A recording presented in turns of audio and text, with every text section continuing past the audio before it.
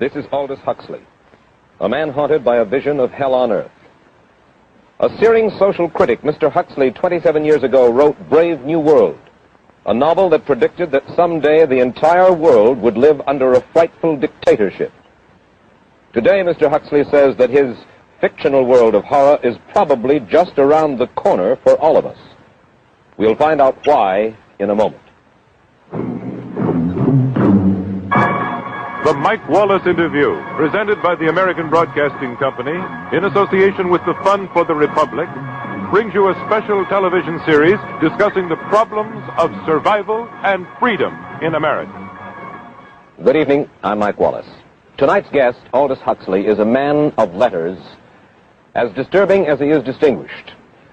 Born in England, now a resident of California, Mr. Huxley has written some of the most electric novels and social criticism of this century. He's just finished a series of essays called Enemies of Freedom, in which he outlines and defines some of the threats to our freedom in the United States. And Mr. Huxley, right off the bat, let me ask you this. As you see it, who and what are the enemies of freedom here in the United States? Well, I don't think you can say who in the United States. I don't think there are any sinister persons deliberately trying to rob people of their freedom. But I do think, first of all, that there are a number of impersonal forces which are pushing in the direction of less and less freedom. And I also think that there are a number of technological devices which anybody who wishes to use can use to accelerate this process of going away from freedom, of imposing control. Well, what are these forces and these devices, Mr. Huxley?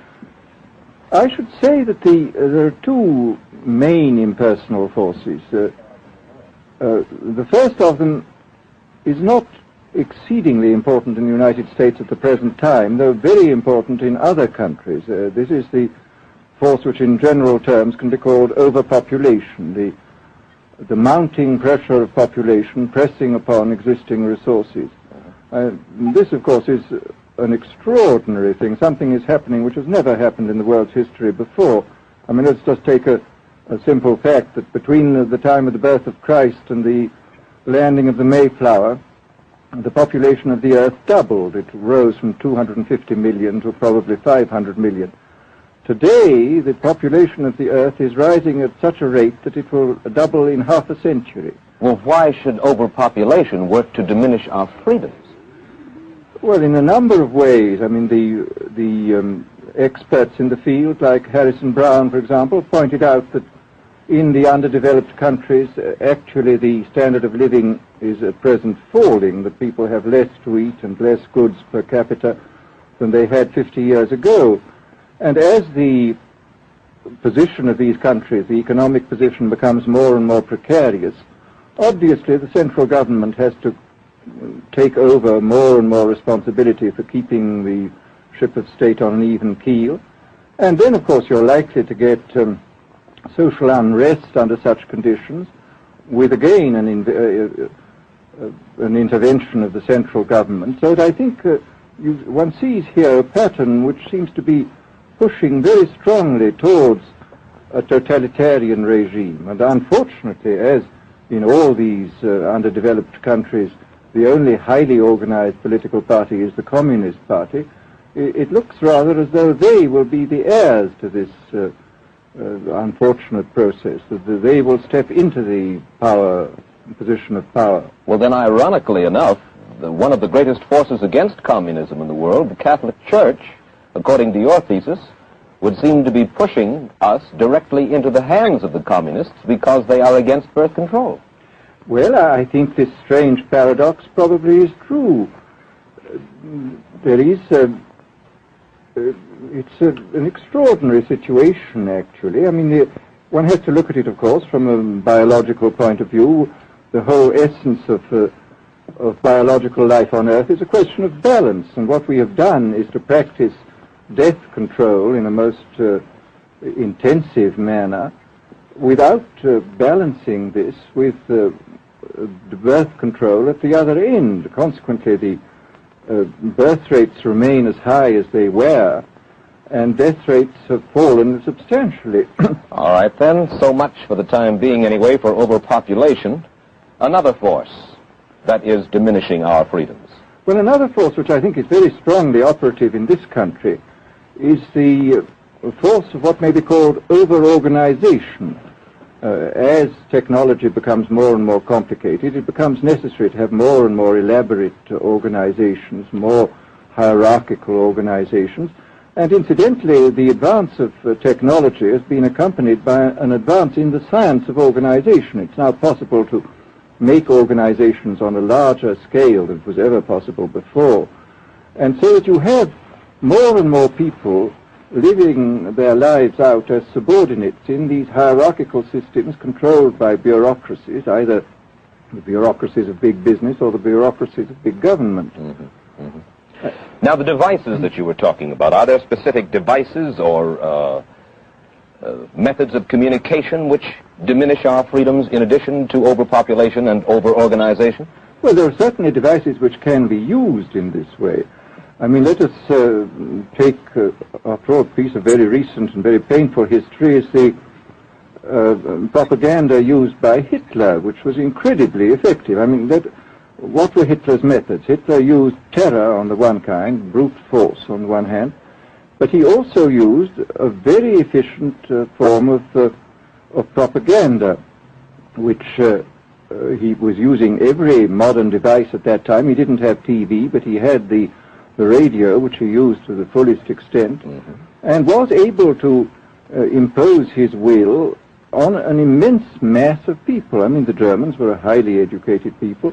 Well, we're aware of all this, but how do you equate Hitler's use of propaganda with the way that propaganda, if you will, is used, let us say, here in the United States? Are you suggesting that there is a parallel? Needless to say, it's not being used in this way now, but the point is, it seems to me, that there are methods at present available, methods superior in some respects to Hitler's methods, which could be used in a bad situation. I mean, what I feel very strongly is that we mustn't be caught by surprise by our own advancing technology. This has happened again and again in history.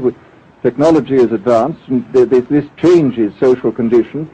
And suddenly people have found themselves in a situation which they didn't foresee and doing all sorts of things they didn't really want to do. Well, now, what do you mean? Do you mean that we develop our television, but we don't know how to use it correctly? Is that the point that you're making? Well, at present, the television, I think, is being used quite harmlessly.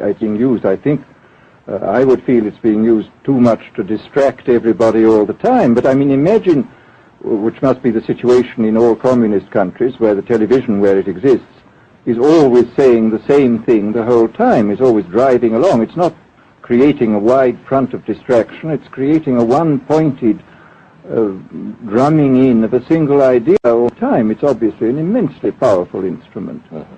So you're talking about the potential misuse of the instrument. Exactly. We have, after all technology is in itself morally neutral.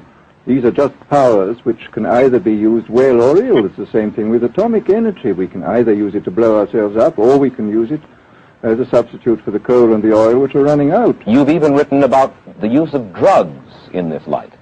Well, now, this is a very interesting subject. I mean, in this book that you mentioned, this book of mine, Brave New World, I postulated a substance called soma, which was a very versatile drug. It would make people feel happy in small doses. It would make them see visions in medium doses, and it would send them to sleep in large doses.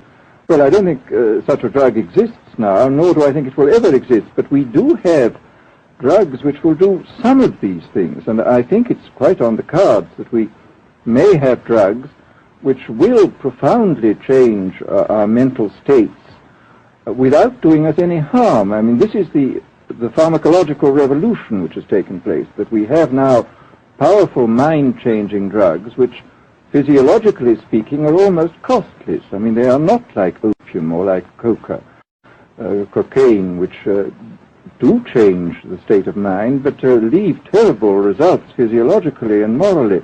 Mr. Huxley, in your new essays, you state that these various enemies of freedom are pushing us toward a real-life, brave new world, and you say that it's awaiting us just around the corner. First of all, can you detail for us what life in this brave new world which you fear so much, or what life might be like?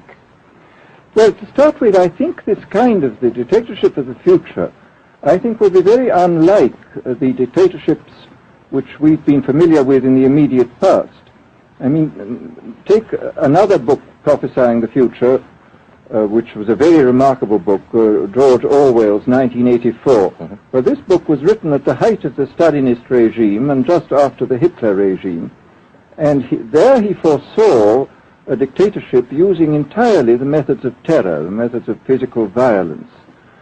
Now, I think what is going to happen in the future is the dictators will find, as the old saying goes, that you can do everything with bayonets except sit on them. But if you want to preserve your power indefinitely, you have to get the consent of the ruled. And this they will do partly by drugs, as I foresaw in Brave New World, partly by these new techniques of propaganda.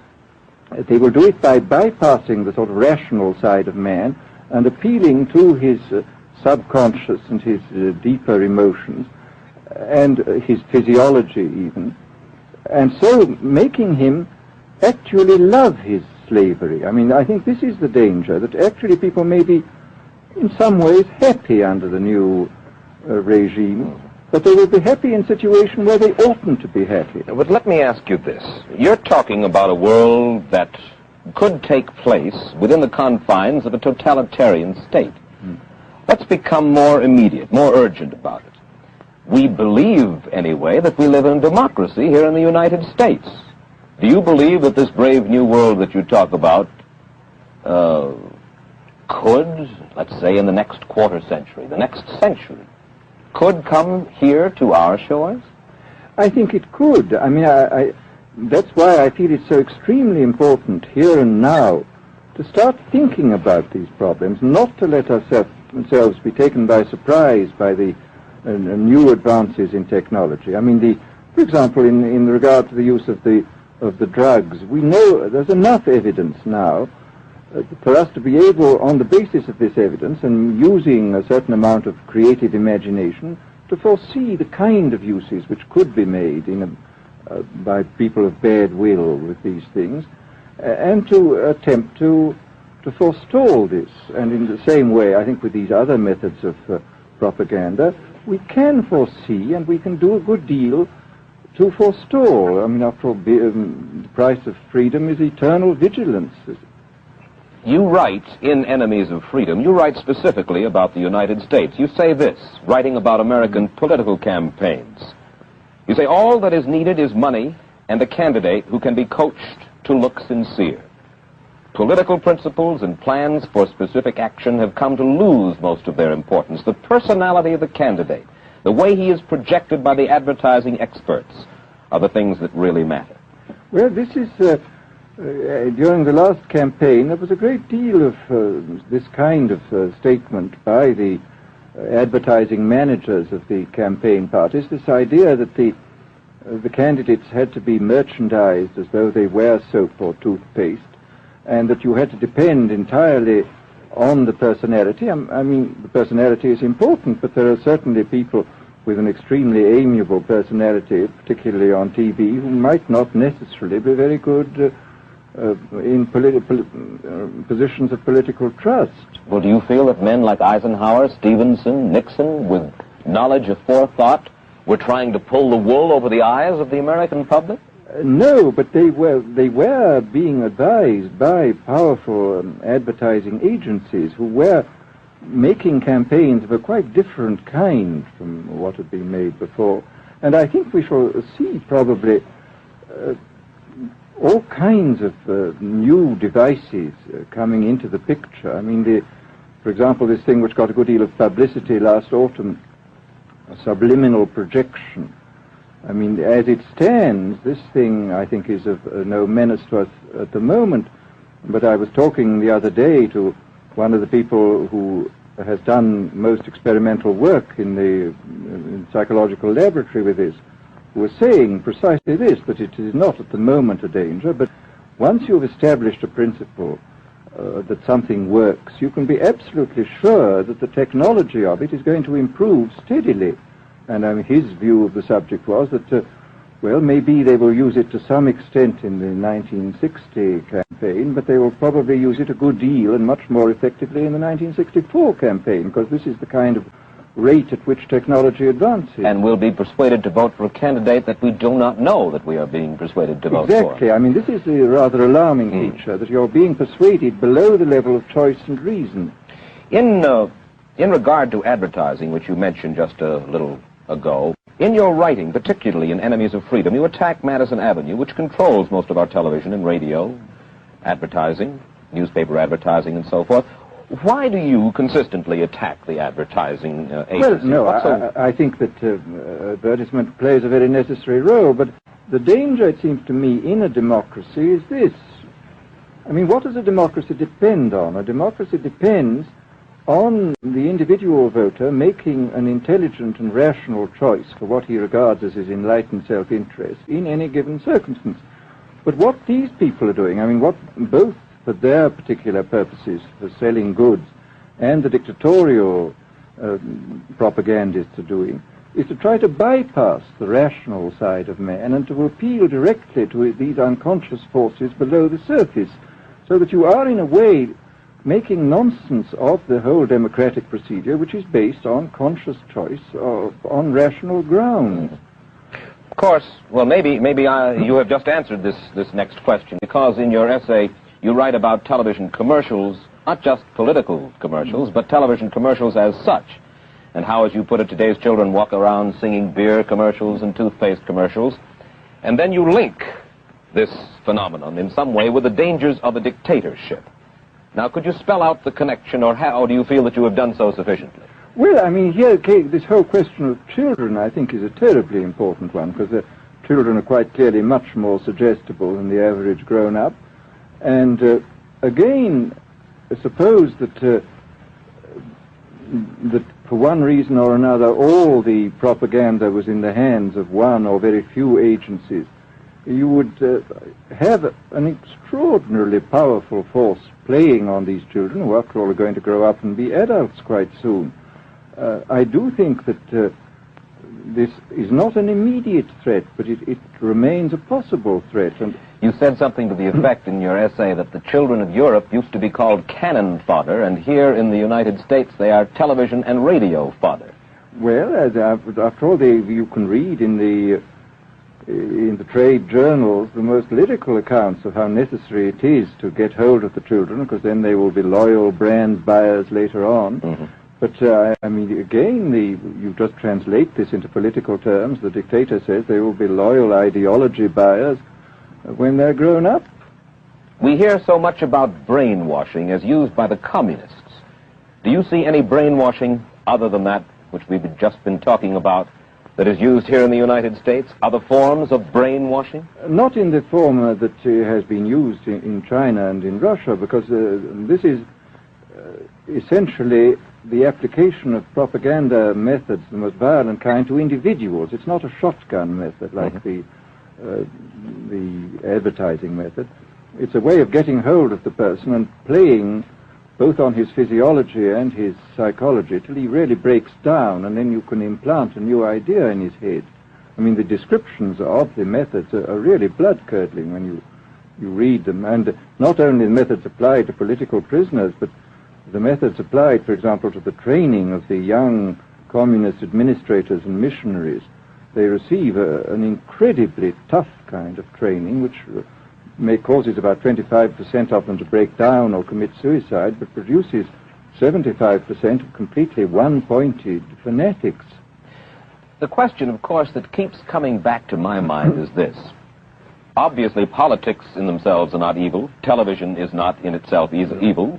Atomic energy is not evil. And yet you seem to fear that it will be used in an evil way.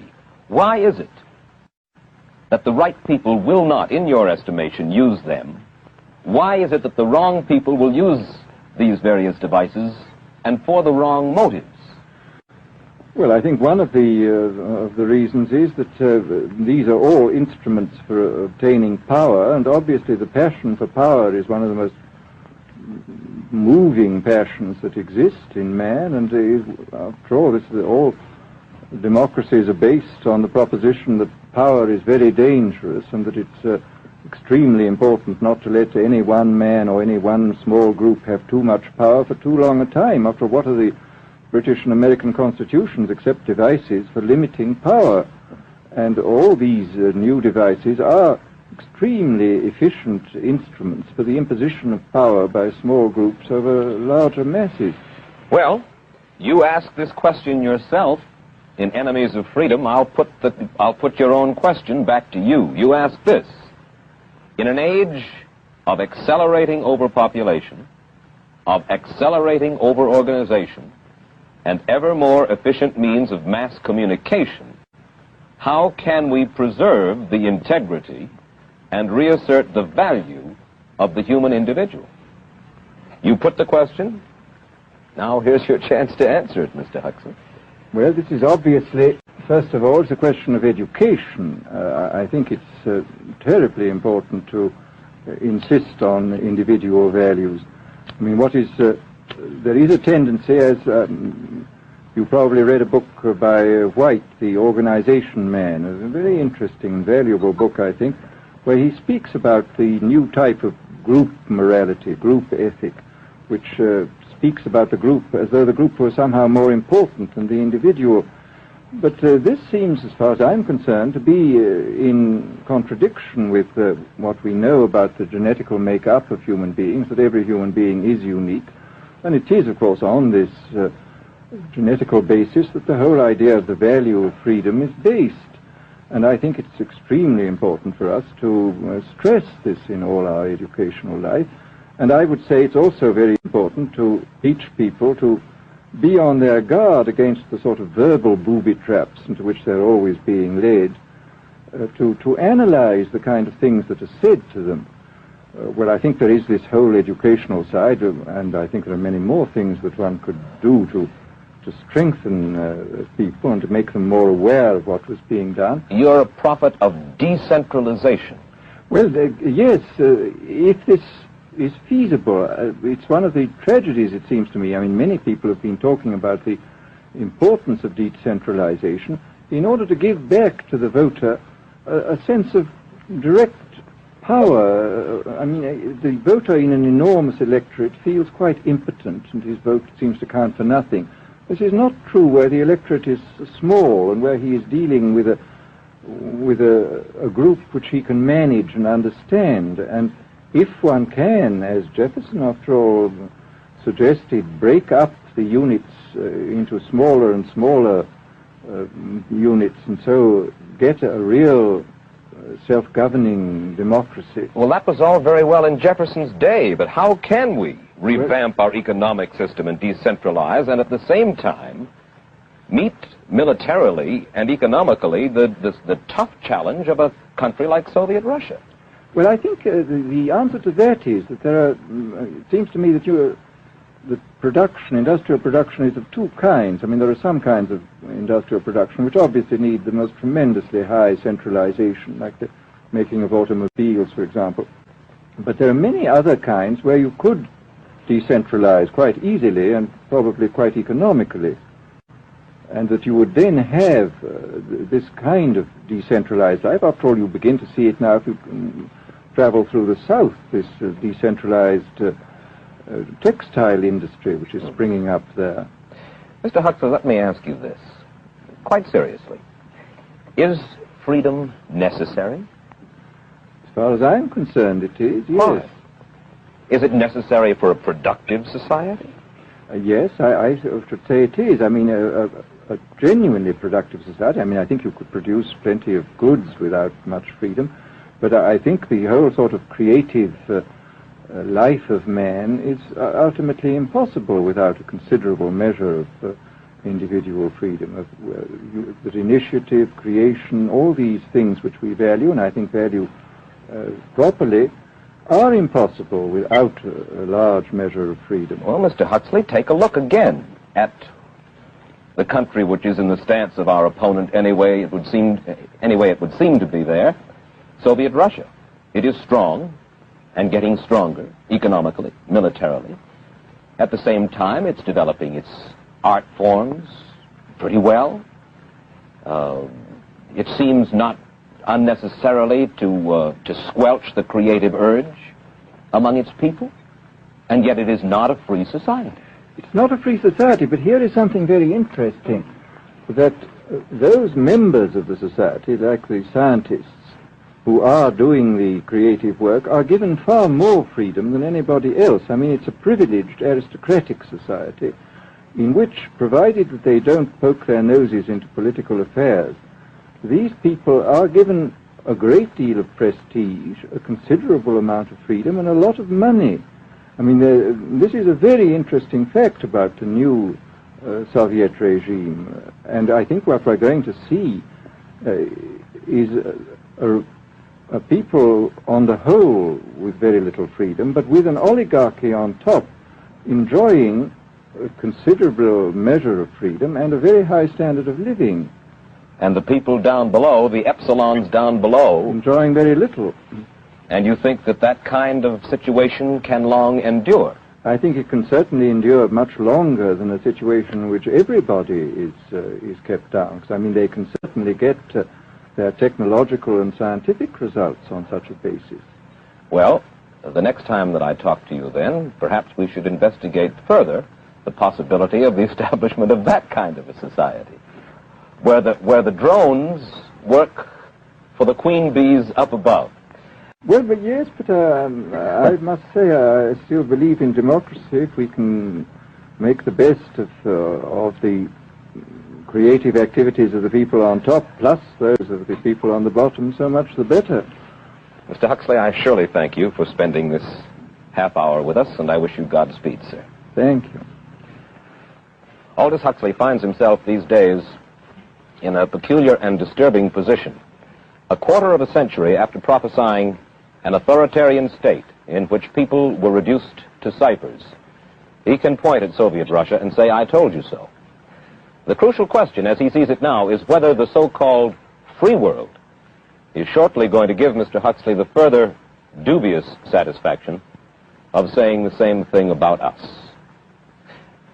Stay tuned for a preview of next week's interview. Till then, Mike Wallace, good night.